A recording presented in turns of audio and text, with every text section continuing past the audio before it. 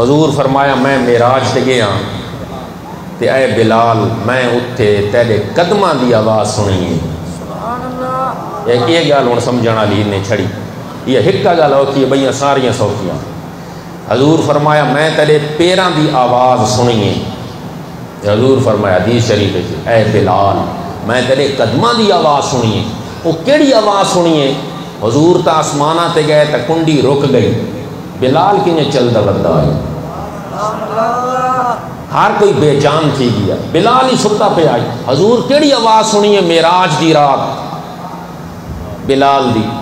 فرمایا اے بلال قیامت والی دہاڑ میری اٹھنی دی مہار نپ کے، جڑا تو اگو ٹردا ویندا ہوسے نا، میری اٹھنی دی مہار نپ کے جنت والے پاسے میں اٹھنی دے اتے ہوساں، تو اٹھنی دی مہار نپی وندا ہوسے تے ٹردا وندا ہوسے، اس ٹرن دی آواز میں آسمان دے اتے معراجاں تے گیا لا مکاناں تے، او معراج دے اتے میں تیری اس ٹرن دی آواز سن کے دیے۔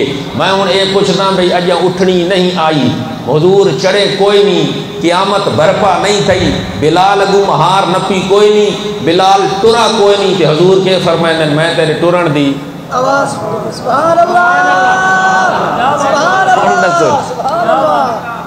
ہن دسو دیکھا کوئی آوے سائنس والا، کوئی سٹوڈنٹ آوے، کوئی ٹیچر آوے، پاوے میرے سامنے اور من دسے کہ جب آواز بھی نہیں تے وقت حضور کہیں سنیے کہ مسئلہ من حل کر کے دے دے۔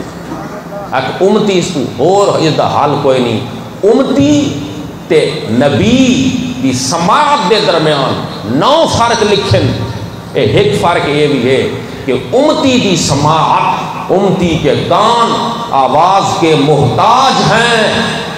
میں بول رہا ہوں تم سن رہے ہو، میں خاموش ہو جاؤں گا تم نہیں سن سکتے، تم نہیں سن سکتے۔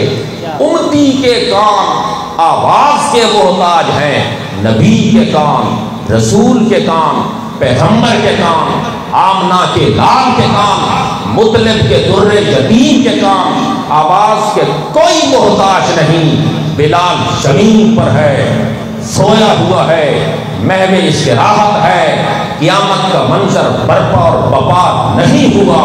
محبوب صلی اللہ علیہ وسلم نے پہلے آوازاں سن کے دیاں، بھائی جس دی آواز ہووے بھی نہیں، ایاں پیدا ہی نہ تھی ہووے، تے حضور او آوازاں سنی کھڑو تن تے جڑیاں سپیکراں دے وچوں درود و سلام دیاں آوازاں نکل دیاں پڑیاں۔